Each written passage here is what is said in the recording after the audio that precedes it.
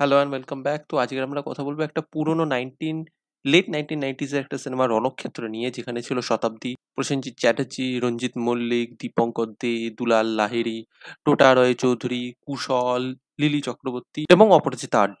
তো সিনেমাটা আমি রিভিজিট করছিলাম, এবং আপনারা যদি এরকম আরো পুরোনো বাংলা কমার্শিয়াল সিনেমার রিভিজিট চান, কমেন্টে জানিয়ে দেবেন। স্টোরির ব্যাপারে বলতে গেলে আমি যদি ছোট করে বলি, স্টোরিতে দেখাচ্ছে যে প্রসেনজিৎ এবং কুশল এবং লিলি চক্রবর্তী একটা ছোট ফ্যামিলি। কুশল ১ম বার কলেজে যায়। কলেজে গিয়ে বুলিড হয়, র‍্যাগিং হয়। তার উপর মিথ্যা ড্রাগসের কেস লাগানো হয়, এবং প্রসেনজিৎ তারপর তার বিরুদ্ধে লড়তে শুরু করে এবং জানতে পারে যে ওর উপরে এই ড্রাগসের আরোপটা লাগাচ্ছে সে হচ্ছে একটা বিশাল বড় পলিটিশিয়ানের ছেলে। তো তারপর ফাইনালি কি হয়, রিভেঞ্জ পায় কি পায় না, এবং রঞ্জিত মল্লিক এই পুরো জিনিসটার ভিতরে একটা প্রফেসর হয়ে কি করে ইনভলভড হয়ে যায়, সে নিয়ে হচ্ছে পুরো গল্পটা। সিনেমাটা আমি কয়েকদিন আগে দেখছিলাম। YouTube এ আপনারা ফ্রিতে দেখতে পেয়ে যাবেন, বা আপনারা যদি ফুল ভার্শনটা দেখতে চান, যেটা ২.৫ ঘন্টার সিনেমা, সেটা আপনারা হইচইতে দেখতে পাবেন। তো সিনেমাটা কিন্তু actually is a remake movie. New Delhi বলে একটা সিনেমা রয়েছে জিতেন্দ্রের, সেটাকে তামিল তেলেগুতেও তৈরি করা হয়েছিল। তো সেটারই একটা রিমেক ভার্সন প্রায় ১০ বছর পর করেছিল হরনাথ চক্রবর্তী বাংলায়। তো সিনেমাটা রিমেক হলেও it's a rooted commercial cinema. দেখুন, সিনেমায় অ্যাকশন রয়েছে, একটা ভালো গান রয়েছে, ফ্যামিলি অ্যাঙ্গেল রয়েছে, পলিটিক্যাল অ্যাঙ্গেল রয়েছে, ভিজিল্যান্টি জাস্টিস রয়েছে শেষের দিকে গিয়ে, এবং একটা থ্রিলারও রয়েছে। তো সেটা তো খুব ইন্টারেস্টিং।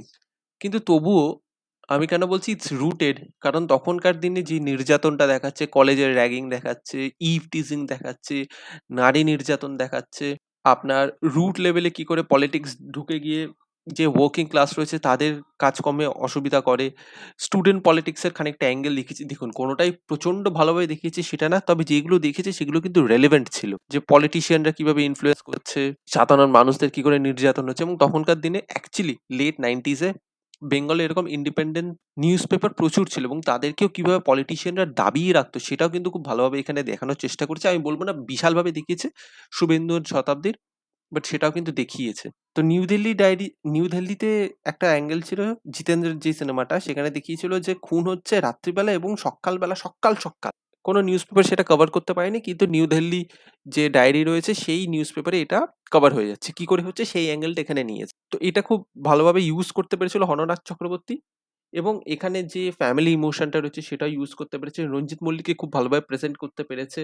ভিজিল্যান্টি জাস্টিস সিস্টেম যেটা রয়েছে সেটাও কিন্তু খুব ভালোভাবে ইউজ করেছে। হ্যাঁ, এন্ডিংটা যেটা, সেটা তখনকার দিনে যেরকম কমার্শিয়াল মুভি হতো, যে পাবলিক আউটরেজ হয়ে গিয়ে ওরা রিভেঞ্জ নিচ্ছে, সেই জিনিসটা ইউজ করেছে, এবং পলিটিশিয়ানকে একদম টিপিক্যাল কার্ডবোর্ডিশ ভাবেই দেখিয়েছে, কিন্তু এন্টারটেইনিং। সেটা দীপঙ্কর দে হোক বা দুলাল লাহিড়ী হোক, তারা কিন্তু নিজেদের অভিনয় এবং যে ক্যারিকেচারিস্ট বলুন বা যা হাবভাব রয়েছে সেটা দিয়ে কিন্তু ভালোভাবে পুল অফ করতে পেরেছে, আপনি এন্টারটেইনড হবেন।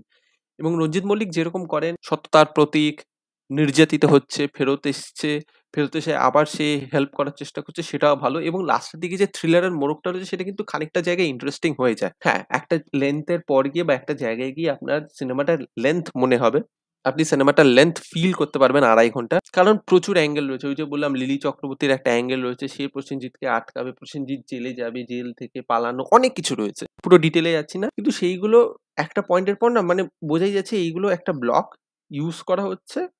কারণ এই ব্লকগুলো প্রতিটা সিনেমায় চলছিল। তখন যখনই এরকম অ্যান্টি সিস্টেম সিনেমা হতো, তখনই এই ব্লকগুলো ইউজ করা হতো। সেইগুলোকেই রিপিট করা হচ্ছিল। তো খানিকটা জায়গায় আপনার একটু বোর্ড লাগতে পারে, একটু রিপিটেটিভ লাগতে পারে। কিন্তু আবার যখন ওই থ্রিলার পার্টটা চলে আসে, ভিজিল্যান্টি থ্রিল পার্টটা, তখন কিন্তু ইন্টারেস্টিং লাগবে। তো অল অ্যান্ড এবং শতাব্দীর কিছু তেমনি করার ছিল না। বাট ঠিক হ্যায়। আমি তো বলব এখন যা এখনকার যে বাংলা কমার্শিয়াল, মানে সো কল্ড বাংলা কমার্শিয়াল এর নামে যে যাতা সিনেমা করে কিছু প্রোডাকশন হাউস, তার থেকে তো এটা অনেক ভালো। তো আমি হাইলি রিকমেন্ড করব যে আপনারা এই সিনেমাটা দেখুন। ফ্রিতে দেখতে গেলে YouTube এ, ফুল লেন্থ দেখতে গেলে হইচইতে। এবং আপনারা যদি এরকম আরো পুরনো বাংলা কমার্শিয়াল সিনেমার রিভিজিট চান, কমেন্টে জানিয়ে দেবেন।